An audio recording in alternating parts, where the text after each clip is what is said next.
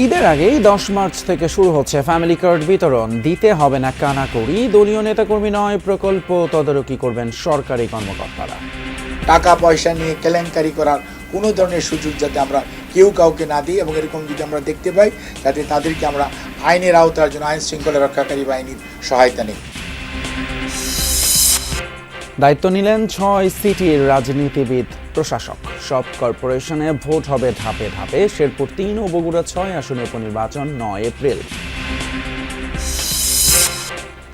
BDR হত্যাকাণ্ডে বিস্ফোরক মামলায় আসামি হচ্ছেন শেখ হাসিনা সহ কয়েকজন। খতিয়ে দেখা হবে ট্রাইব্যুনালে সাবেক আইজিপি মামুনকে রাজসাক্ষী করতে ঘুষের অভিযোগ। আমি আমার কোনো প্রসিকিউটর বা ট্রাইব্যুনালে জড়িত অন্য কেউ কোনো ধরনের করাপশনে জড়িত থাকলে তার বিরুদ্ধে কঠোর আইনগত ব্যবস্থা নেওয়া হবে।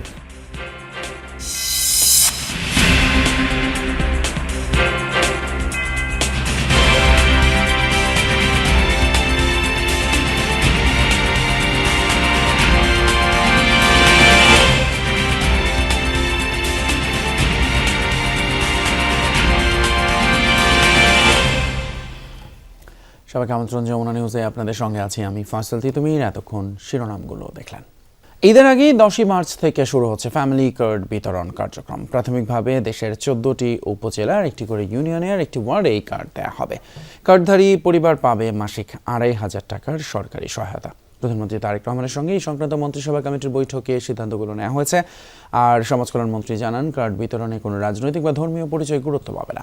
অন্যদিকে দেশের স্বার্থ অগ্রাধিকার দিয়ে চট্টগ্রাম বন্দরের নিউ মোরিং কন্টেইনার টার্মিনালের বিষয়ে সরকার দ্রুতই সিদ্ধান্ত নেবে বলে জানিয়েছেন বিডা চেয়ারম্যান। দেশের হতদরিদ্র, দরিদ্র ও স্বল্প আয়ের নারীদের স্বাবলম্বী করতে ফ্যামিলি কার্ড দেওয়ার রাজনৈতিক প্রতিশ্রুতি ছিল বিএনপি সরকারের। ক্ষমতায় আসার পর এ বিষয়ে সবচেয়ে বেশি গুরুত্ব দেন প্রধানমন্ত্রী তারেক রহমান। গঠন করেন অর্থমন্ত্রী নেতৃত্বে মন্ত্রিসভা কমিটি। মঙ্গলবার কমিটির সদস্যদের সঙ্গে বৈঠক করেন প্রধানমন্ত্রী। তাদের সুপারিশে দেশের 14টি জেলা দিয়ে শুরু হচ্ছে কার্ড বিতরণের পরীক্ষামূলক কার্যক্রম। কার্ডধারী পরিবারকে চাল, ডাল, লবণ সহ নিত্যপণ্য কিনতে দেওয়া হবে মাসিক 2,500 টাকা করে। 10 মার্চ এই কার্যক্রমের উদ্বোধন করবেন সরকার প্রধান। সেই 14টি জেলার উপজেলার মধ্যে থেকে একটা ইউনিয়নের একটা ওয়ার্ডকে আমরা ইউনিভার্সালি এখানে আপনার ফ্যামিলি কার্ড বিতরণ করা হবে, এবং সেটার উদ্বোধন করবেন মাননীয় প্রধানমন্ত্রী ইনশাআল্লাহ আগামী 10 মার্চ। প্রথম একটা ওয়ার্ড, তারপর একটি ইউনিয়ন, তারপর আরেকটি ইউনিয়ন, এভাবে আমরা গ্রাজুয়ালি এটাকে কাভার করব, এবং এভাবেই সারা বাংলাদেশ এটার সেবা পাবে। যে কতজন পাওয়ার উপযুক্ত ওই কতজনই পাবে। সরকারি এমন সহায়তা ঘিরে বরাবরই রাজনীতিকরণের অভিযোগ ওঠে। সেই বাস্তবতায় উপজেলা কার্ড বিতরণের নেতৃত্বে থাকবেন উপজেলা নির্বাহী কর্মকর্তা সহ সরকারি কর্মচারীরা। কোনো ধরনের রাজনৈতিক বিশ্বাস, কোনো ধরনের ধর্মীয় ডিসক্রিমিনেশন কিছুই হবে না। এটি হবে ইউনিভার্সাল একটি কার্ড। প্রোগ্রামটা রাজনৈতিক, কর্মসূচি বাস্তবায়ন করবে সরকার, এবং সরকারি কর্মকর্তা কর্মচারী উপজেলা পর্যায়ে এই ইউনিয়ন নেতৃত্বে আমাদের বিভিন্ন কর্মকর্তারা আছেন, তাদের নেতৃত্বে কমিটি থাকবে। ইনফরমেশন কালেক্ট করা হচ্ছে প্রত্যেক ডোর টু ডোর স্টেপস অ্যাপ্রোচের মাধ্যমে। এর আগে বহুল আলোচিত চট্টগ্রামের নিউ মোরিং কন্টেইনার টার্মিনাল ব্যবস্থাপনা বিদেশি কোম্পানিকে লিজ দেওয়ার প্রক্রিয়া নিয়ে অংশীজনদের সাথে বৈঠক করেন প্রধানমন্ত্রী। তার কাছে তুলে ধরা হয় চুক্তির বিষয়বস্তু। আমরা ওনাকে ব্রিফ করেছি, উনি আসলে আজকে ব্রিফ আমাদেরকে করেনি, উনি শুনেছেন এবং কিছু প্রাইমারি গাইডেন্স দিয়েছেন। জাতীয় স্বার্থের পক্ষে যেদিকে যে সিদ্ধান্তটা নেওয়া দরকার সেই রকম করে সিদ্ধান্ত নেওয়ার জন্য উনি আমাদেরকে ডিরেক্টিভ দিয়েছেন। এছাড়াও বেশ কিছু অনানুষ্ঠানিক বৈঠকে যোগ দেন প্রধানমন্ত্রী তারেক রহমান। এদিনও সকাল 9:15টায় অফিসে আসেন তিনি। আরিফিন শাকিল, যমুনা নিউজ, ঢাকা। এদিকে সন্ধ্যায় নিজ বাসভবনে সমাজ কল্যাণ মন্ত্রী ডাক্তার এম জাহিদ হোসেন বলেছেন, একটি মহল ফ্যামিলি কার্ডকে বিতর্কিত করার চেষ্টা করছে। বিভিন্ন জায়গায় কার্ড করে দেওয়ার বিনিময়ে কেউ কেউ টাকা চাইছে, এমনটি চলতে দেওয়া হবে না। ফ্যামিলি কার্ডটি হবে সবার জন্য উন্মুক্ত, এবং এটি বিনা পয়সায় সরকার প্রত্যেকটা মাকে, এটা প্রত্যেকটা পরিবারের যে মা প্রধান ওনাকে এটি দেওয়া হবে। টাকা পয়সা নিয়ে কেলেঙ্কারি করার কোনো ধরনের সুযোগ যাতে আমরা কেউ কাউকে না দিই, এবং এরকম যদি আমরা দেখতে পাই যাতে তাদেরকে আমরা আইনের আওতার জন্য আইন শৃঙ্খলা রক্ষাকারী বাহিনীর সহায়তা নিই। মেয়াদ শেষ হওয়ার ভিত্তিতে ধাপে ধাপে সিটি কর্পোরেশন নির্বাচন হবে বলে জানিয়েছেন স্থানীয় সরকার মন্ত্রী মির্জা ফখরুল ইসলাম আলমগীর। বলেছেন, দলীয় প্রতীকে সিটি নির্বাচন হবে কি না তা নির্ধারিত হবে সংসদে। এর আগে 6 সিটির নতুন প্রশাসকরা তার কাছে যোগদানপত্র জমা দেন। প্রশাসকরা বলেন, মশা, যানজট, রাস্তা সংস্কার সহ জনদুর্ভোগ নিরসনে দায়িত্ব গ্রহণের পরই শুরু করবেন কাজ। প্রধানমন্ত্রীর নির্দেশনা অনুযায়ী জমা দেবেন 6 মাসের কর্মপরিকল্পনা। অন্তর্বর্তী সরকার দায়িত্ব নেয়ার পর দেশের 12টি সিটি কর্পোরেশনের নির্বাচিত মেয়রদের অপসারণ করে অধ্যাদেশ জারি করেছিল। প্রশাসক হিসেবে নিয়োগ দিয়েছিল সরকারি কর্মকর্তাদের। বিএনপি সরকার গঠনের পর সোমবার 6 সিটিতে নিয়োগ দেয়া হয় রাজনৈতিক প্রশাসক। নিয়োগের পরদিন স্থানীয় সরকার মন্ত্রণালয়ে আসেন ঢাকা উত্তর, দক্ষিণ, খুলনা, সিলেট, নারায়ণগঞ্জ ও গাজীপুর সিটির প্রশাসকরা। যোগদানপত্র জমা দেন স্থানীয় সরকার মন্ত্রী মির্জা ফখরুল ইসলাম আলমগীরের কাছে। মন্ত্রী ও প্রতিমন্ত্রী বলেন, রাজনৈতিক ব্যক্তিরা প্রশাসকের দায়িত্বে থাকলে জনগণ কার্যকর ও বিস্তৃত সেবা পাবে। রাজনৈতিক লোক এবং অভিজ্ঞ লোকজনদেরকেই আমরা প্রশাসক হিসেবে নিয়োগ দিয়েছি। ইনশাআল্লাহ তারা ভালো করবেন। আমরা সরকারি কর্মকর্তার দায়িত্বে ছিলেন। আমরা মনে করছি যে আপনার এখানে রাজনৈতিক ব্যক্তিরা থাকলে জনগণের সেবা তারা বেশি পাবে। বিএনপি মহাসচিব ও এলজিআরডি মন্ত্রী বলেন, মেয়াদ উত্তীর্ণ হলে সিটি কর্পোরেশন থেকে প্রশাসক তুলে নিয়ে নির্বাচনের পথে হাঁটবে সরকার। তবে পৌরসভায় আপাতত প্রশাসক বসানোর সিদ্ধান্ত নেই। এটা তো আপনার যে মেয়াদ শেষ হয়ে গেছে, যে সমস্ত আপনার স্থানীয় সরকারের সেগুলো থেকে শুরু হবে। যেগুলোর মেয়াদ শেষ হলো সেগুলো শুরু হবে। এটা তো আপনার নিয়ম আছে। এই নির্বাচনটাই মুখ্য লক্ষ্য আমাদের। ঢাকা ও আশেপাশের 2 সিটির 4 প্রশাসক প্রতিশ্রুতি দেন মশা নিধন ও গ্যাস পানি সংকট নিরসনের। দায়িত্ববোধ থেকে আমরা চেষ্টা চালিয়ে যাব যে মশাকে নিয়ন্ত্রণ কিভাবে করা যায়। জনগণের সাথে সম্পৃক্ত আছে, প্রয়োজনে আমাদের সেখানে জনগণকে কাজে লাগিয়ে এটাকে নিয়ন্ত্রণ করার চেষ্টা করব। বর্জ্য, রাস্তাঘাট ভাঙচুর বিভিন্ন এগুলোকে আমি প্রথমে অপসারণ করব এবং কি ক্লিন সিটি হিসাবে এবং গ্রিন সিটি হিসাবে আমি সেটার উপরে প্রথমেই কাজ করব। বর্তমানে অত্যন্ত সমস্যা সংকলিত একটা মহানগরী। এখানে রাস্তাঘাট একদম ভাঙা, এত যানজট, ঢাকাতেও এত যানজট নাই। নারায়ণগঞ্জের যে অবস্থা, সেটা একটা অটো রিকশার শহরে পরিণত হয়েছে। মানুষ আপনার কোথাও চলাফেরা করতে পারে না। আমরা অন্তত চেষ্টা করব যে জনগণের যে সমস্ত অভাব অভিযোগ যেগুলো আছে সেগুলো আমাদের পর্যায়ে, যেগুলো সমাধান করার সেগুলো আমাদের পর্যায়ে করব। যেগুলো আমাদের পর্যায়ে সম্ভব না সেগুলো সরকারের কাছে আমরা তুলে ধরব। খুলনা ও সিলেট সিটি কর্পোরেশনের প্রশাসকরাও জনদুর্ভোগ নিরসনের আশ্বাস দিয়েছেন। মূলত কাজ হচ্ছে সিটি কর্পোরেশনের নগরবাসীকে সুন্দর সার্ভিস দেওয়া, এবং গত 18 মাসে যেটি সম্ভব হয় নাই, আসলে রাজনৈতিক নেতৃত্বই পারে জনগণের কাছাকাছি থেকেই জনগণের দুর্ভোগ লাঘবে কাজ করতে। প্রথম কাজটাই হবে মানুষকে স্বস্তিদায়ক যে কাজগুলো এখন রমজানের সময়, সুপেয় পানি, ট্রাফিক কনজেশন, রাস্তাঘাট মেরামত, এই সমস্ত প্রায়োরিটি দেওয়া। এরপর মন্ত্রিপরিষদ বিভাগে প্রধানমন্ত্রী তারেক রহমানের সঙ্গে দেখা করেন 6 সিটি প্রশাসক। প্রধানমন্ত্রী তাদের 6 মাসের পরিকল্পনা দেওয়ার নির্দেশনা দিয়েছেন। বুধবার 6 সিটি কর্পোরেশনের দায়িত্বভার গ্রহণ করবেন প্রশাসকরা। এরপর প্রতিশ্রুতি অনুযায়ী জনগণের দুর্ভোগ লাঘবে কাজ প্রোগ্রাম শুরু করবেন তারা। আলমগীর স্বপন, যমুনা নিউজ, ঢাকা। বগুড়া 3, শেরপুর 3 এবং বগুড়া 6 আসনে উপনির্বাচন অনুষ্ঠিত হবে 9 এপ্রিল সকাল 7:30 থেকে 4:30 পর্যন্ত 2টি আসনে হবে ভোট গ্রহণ। ব্রিফিংয়ে তথ্য জানিয়েছেন ইসি সচিব আক্তার আহমেদ। মনোনয়নপত্র দাখিলের জন্য শেষ তারিখ হচ্ছে 2রা মার্চ। বাছাই করবেন রিটার্নিং অফিসার 5ই মার্চ। প্রার্থিতা প্রত্যাহারের শেষ তারিখ হচ্ছে 14ই মার্চ। পোস্টাল ব্যালট এবং আইসিপিভি এবং ওসিবি থাকবে। স্থানীয় সরকার নির্বাচনের প্রস্তুতি নিচ্ছে জাতীয় নাগরিক পার্টি এনসিপি, এমনটাই জানিয়েছেন দলটির উত্তরাঞ্চলের মুখ্য সংগঠক সার্জিস আলম। রাজধানীর বাংলা মোটরে এনসিপির কেন্দ্রীয় কার্যালয়ে সংবাদ সম্মেলনে কথা বলেন তিনি। বলেন, আগামীতে দেশ নতুন একটা গণতান্ত্রিক উত্তরণের পথে যাচ্ছে। এনসিপির 3য় প্রধান রাজনৈতিক দল হিসেবে আত্মপ্রকাশ করেছে। এ সময় তিনি বলেন, নানা প্রতিকূলতার মধ্য দিয়ে জাতীয় নির্বাচন পার করেছে এনসিপি, তাই স্থানীয় সরকার নির্বাচনে যাতে কোনো ধরনের ভুল না হয় সে বিষয়ে সজাগ থাকবে দল। বলেন, উপজেলা এবং সাংগঠনিক অঞ্চলে গিয়ে আগামী কয়েক সপ্তাহের মধ্যে স্থানীয় পর্যায়ে প্রাথমিকভাবে প্রার্থী ঘোষণা করা হবে।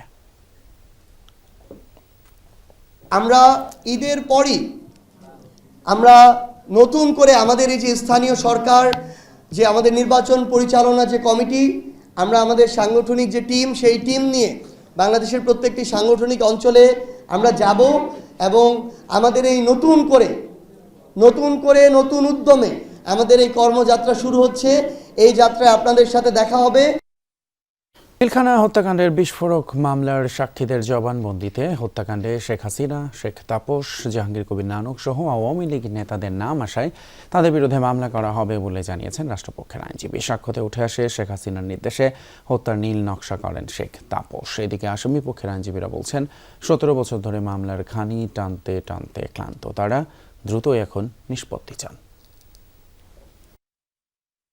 পিলখানা হত্যাকাণ্ডে 17 বছর পেরিয়ে গেলেও বিস্ফোরক আইনের মামলাটি এখনও ঝুলে আছে বিচারিক আদালতে। বিস্ফোরক আইনের মামলায় 850 জনকে আসামি করা হয়, যার অধিকাংশই একই ঘটনায় করা হত্যা মামলার আসামি। হত্যা মামলাটিও ঝুলে আছে সর্বোচ্চ আদালতের আপিল বিভাগে। মামলা থেকে জামিন পেতে বছরের পর বছর আইনি লড়াই চালিয়ে যান আসামিরা। 5 আগস্ট জুলাই অভ্যুত্থানের পর বিস্ফোরক মামলা থেকে ধাপে ধাপে জামিন পায় 300 জন আসামি। একই সঙ্গে চলতে থাকে মামলার সাক্ষ্য গ্রহণ। 1200 সাক্ষীর মধ্যে এখন পর্যন্ত সাক্ষ্য নেওয়া হয়েছে প্রায় 300 জনের। সেই সাক্ষ্য গ্রহণে উঠে আসে চাঞ্চল্যকর তথ্য। কেরানীগঞ্জ কেন্দ্রীয় কারাগারের অস্থায়ী আদালতে দেয়া একাধিক সাক্ষী তাদের জবানবন্দিতে বলেন, শেখ হাসিনার নির্দেশে হত্যাকাণ্ডের নীল নকশা করেন শেখ ফজলে নূর তাপস। তাপসের সঙ্গে বিভিন্নভাবে সহযোগিতা করেন জাহাঙ্গীর কবির নানক, মির্জা আজম, মাহবুব আরা গিনি সহ বেশ কয়েকজন আওয়ামী লীগ নেতা। সাবেক প্রধানমন্ত্রী শেখ হাসিনা, তৎকালীন মেয়র ব্যারিস্টার তাপস, স্বরাষ্ট্রমন্ত্রী সাহারা বেগম, তারপরে বেশ কয়েকজন সংসদ সদস্য সহ তাদের নাম এসেছে। কিছু আওয়ামী লীগ স্থানীয় নেতাদের নামও এসেছে। বিস্ফোরক মামলার বিষয়ে চিফ পাবলিক প্রসিকিউটর জানান, পিলখানা হত্যাকাণ্ডে জড়িত থাকায় শেখ হাসিনা, শেখ ফজলে নূর তাপস সহ আওয়ামী লীগ নেতাদের নাম আসায় তাদের বিরুদ্ধেও মামলা করা হবে। আমাদের কাছে যেসব তথ্য এসেছে এগুলোর ব্যাপারে আমরা আইনানুগভাবে যেটা অগ্রসর হওয়া যায় সেইটুকু আমরা বিবেচনায় রাখছি। এদিকে আসামি পক্ষের আইনজীবী বলছেন, 17 বছর ধরে মামলা লড়তে লড়তে ক্লান্ত তারা। মামলা দ্রুত নিষ্পত্তি করতে সরকারের প্রতি আহ্বান জানান। বিডিআরের এই ঘটনাটা কতটা পলিটিক্যাল, এইটা তদন্ত রিপোর্টের মাধ্যমে পুরোপুরি পরিষ্কার হয়েছে। এই কর্মকাণ্ড যারা ঘটিয়েছেন তারা আসামি হন নাই। এদিকে পিলখানা হত্যাকাণ্ড নিয়ে অন্তর্বর্তী সরকার একটি পূর্ণাঙ্গ প্রতিবেদন দাখিল করলেও বিএনপি সরকার জানিয়েছে পৃথক কমিশন করে পুনর্তদন্ত করা হবে। রাব্বি হোসেন, যমুনা নিউজ, ঢাকা। মানবতা বিরোধী অপরাধে শেখ হাসিনার মামলায় সাবেক আইজিপি চৌধুরী আবদুল্লাহ আল মামুনকে রাজসাক্ষী করতে আর্থিক লেনদেন হওয়ার অভিযোগ খতিয়ে দেখা হবে। প্রমাণ পেলে কঠোর ব্যবস্থা নেওয়ার হুঁশিয়ারি দিয়েছেন চিফ প্রসিকিউটর আমিনুল ইসলাম। যদিও এসব অভিযোগ প্রত্যাখ্যান করেছেন সদ্যবিদায়ী চিফ প্রসিকিউটর তাজুল ইসলাম। এক সংবাদ বিজ্ঞপ্তিতে বলেন, জুলাই হত্যাকাণ্ডের বিচার প্রশ্নবিদ্ধ করতেই তাদের বিরুদ্ধে অপপ্রচার চালানো হচ্ছে। আমি আমার কোনো প্রসিকিউটর বা ট্রাইব্যুনালে জড়িত অন্য কেউ কোনো ধরনের করাপশনে জড়িত থাকলে তার বিরুদ্ধে কঠোর আইনগত ব্যবস্থা নেওয়া হবে। দেশের স্বার্থ রক্ষা হলে অন্তর্বর্তী সরকারের সময়ে জাপানের সঙ্গে হওয়া প্রতিরক্ষা চুক্তি বহাল থাকবে, এমনটাই জানিয়েছেন প্রধানমন্ত্রী পররাষ্ট্র বিষয়ক উপদেষ্টা হুমায়ুন কবির। এদিকে পররাষ্ট্রমন্ত্রীর সঙ্গে সৌজন্য সাক্ষাতের পর জাপানের রাষ্ট্রদূত সাইদা শিনিচি বলেছেন, দুই দেশের মধ্যে কৌশলগত অংশীদারিত্ব সহ প্রতিরক্ষা চুক্তি চলমান রাখার বিষয়ে আলোচনা হয়েছে। সকালে পররাষ্ট্রমন্ত্রীর সঙ্গে সৌজন্য সাক্ষাৎ করতে মন্ত্রণালয়ে আসেন ঢাকায় নিযুক্ত জাপানের রাষ্ট্রদূত সাইদা শিনিচি। পররাষ্ট্র প্রতিমন্ত্রী শামা ওবায়দের সাথে সাক্ষাতের পরে রাষ্ট্রদূত সাক্ষাৎ করেন পররাষ্ট্রমন্ত্রীর সঙ্গে। এ সময় দ্বিপাক্ষিক সম্পর্কের বিষয়ে আলোচনা হয়। বৈঠকে আরও উপস্থিত ছিলেন প্রধানমন্ত্রীর শিক্ষা বিষয়ক উপদেষ্টা মাহদি আমিন ও পররাষ্ট্র বিষয়ক উপদেষ্টা হুমায়ুন কবির, পররাষ্ট্র সচিব আসাদ আলম সিয়াম এবং প্রবাসী কল্যাণ ও বৈদেশিক কর্মসংস্থান মন্ত্রণালয়ের জ্যেষ্ঠ সচিব ডক্টর নিয়ামতুল্লাহ ভুইয়া। বৈঠক শেষে জাপানের রাষ্ট্রদূত বলেন, দ্বিপাক্ষিক সম্পর্ক, ইন্দো প্যাসিফিক ইস্যু, কৌশলগত অংশীদারিত্ব, মাতারবাড়ি প্রজেক্ট সহ বিভিন্ন বিষয়ে আলাপ হয়েছে। এছাড়া প্রতিরক্ষা চুক্তি চলমান রাখার বিষয়েও আলোচনা হয়েছে। We have also talked about skilled labor আমরা প্রতিরক্ষা চুক্তির বিষয়টি তুলে ধরেছি, এটা যেন সঠিকভাবে চলে সেই বিষয়ে আলোচনা করেছি। জাপানে দক্ষ বাংলাদেশি কর্মী পাঠানোর ক্ষেত্রে সহায়তা করার বিষয়ে কথা বলেছি আমরা। এছাড়া দ্বিপাক্ষিক সম্পর্ক, ইন্দো প্যাসিফিক ইস্যু, কৌশলগত অংশীদারিত্ব, মাতারবাড়ি প্রকল্প সহ বিভিন্ন বিষয়ে আলাপ হয়েছে সরকারের বিভিন্ন অংশীজনের সাথে। দায়িত্বের শেষ সময়ে জাপানের সঙ্গে প্রতিরক্ষা সরঞ্জাম ও প্রযুক্তি হস্তান্তর চুক্তি সই করেছিল সদ্য বিদায়ী অন্তর্বর্তী সরকার। চুক্তিটি স্বার্থের ভিত্তিতে হলে চলমান থাকতে পারে, অন্যথায় পুনর্বিবেচনা করা হতে পারে বলে জানিয়েছেন প্রধানমন্ত্রীর পররাষ্ট্র বিষয়ক উপদেষ্টা। এই মিটিংয়ে ডিফেন্স কর্পোরেশন সম্বন্ধে উনি জাস্ট একটা মেনশন করছেন চুক্তি হয়েছে। তো let us see the notes and the note of advice interim government কী রেখে গেছে এই বিষয়ে আমরা দেখে তারপরে পরবর্তী সিদ্ধান্ত আমরা কি নেই। এটা ন্যাশনাল ইন্টারেস্টের ভিত্তিতে হইলে কন্টিনিউটিও থাকতে পারে, আবার ইন্টারেস্টের ভিত্তিতে না হইলে আমরা বিবেচনায় দেখব। এদিন পররাষ্ট্রমন্ত্রীর সাথে সাক্ষাৎ করেন সার্কের মহাসচিব মোহাম্মদ গোলাম সারোয়ার। বৈঠক শেষে জানান কার্যক্রম গতিশীল করতে উদ্যোগ নেবে ঢাকা। সার্কের যে কার্যক্রম চালু আছে এবং সেটাকে আরও কীভাবে গতিশীল করা যায় সেটি নিয়ে এখন বাংলাদেশ হয়তো ভাবছে এবং হয়তো বাংলাদেশ বিভিন্ন দেশের সাথে আলাপ করবে। সেক্ষেত্রে যদি কোনো উদ্যোগ নেওয়া হয় সেটি আমরা সবাই দেখব।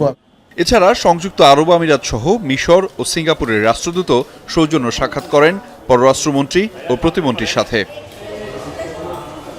আহমেদ রেজা, যমুনা নিউজ, ঢাকা। প্রধানমন্ত্রী তারেক রহমানের হস্তক্ষেপে অপহরণের ঘণ্টা খানেকের মধ্যে এক স্কুল ছাত্রকে উদ্ধার করেছে পুলিশ। রাজধানীর খিলগাঁওয়ের জোরপুকুর এলাকার একটি নির্মাণাধীন ভবন থেকে তাকে উদ্ধার করা হয়। ওই স্কুল ছাত্রের বাবা খন্দকার শামীম তথ্য মন্ত্রণালয়ের কর্মচারী। মঙ্গলবার বিকেলে ছেলে অপহৃত হওয়ার খবর শুনে তিনি কাঁদতে কাঁদতে প্রধানমন্ত্রীর দপ্তরে ঢুকে পড়েন। এ সময় প্রধানমন্ত্রী বের হচ্ছিলেন। খবরটি শুনেই পুলিশকে ফোন করে দ্রুত ব্যবস্থা নেওয়ার নির্দেশ দেন তিনি। রমনা বিভাগের ডিসি মাসুদ আলম জানান, অপহরণকারীদের ব্যবহৃত নম্বর ট্র্যাক করে অভিযান চালিয়ে উদ্ধার করা হয় ন্যাশনাল ল্যাবরেটরি আইডিয়াল স্কুলের নবম শ্রেণীর ওই শিক্ষার্থীকে। পুলিশের উপস্থিতি টের পেয়ে দুর্বৃত্তরা পালিয়ে যায়। অভিযুক্তদের গ্রেপ্তারে অভিযান চলছে। এর আগে অপহরণকারীরা পরিবারের কাছে ফোনে 50,000 টাকা চাঁদা দাবি করেছিল। এই জায়গা দাঁড়ায় থাকা অবস্থায় দেখি যে আস্তে আস্তে সব লোকগুলো আসলো, 4-5 জন আসলো। আরেকজনকে নিয়ে আসছে, আরেকজন নামার সময় আরেকজন নিচে ছিল। খেলার খবর টি-20 বিশ্বকাপ সুপার 8-এ দিনের একমাত্র ম্যাচে পাকিস্তানকে 2 উইকেটে হারিয়ে বিশ্বকাপের প্রথম দল হিসেবে সেমিফাইনাল নিশ্চিত করেছে ইংল্যান্ড। আগে ব্যাট করে 9 উইকেট 164 রান করে পাকিস্তান। জবাবে হ্যারি ব্রুকের অসাধারণ সেঞ্চুরিতে 5 বল হাতে রেখে 2 উইকেটে জয় পায় ইংলিশরা। ব্যাট হাতে ইনিংস শুরু করতে নেমে সাইম আইয়ুব মাত্র 7 রান করে ফেরেন জোফরা আর্চারের বলে।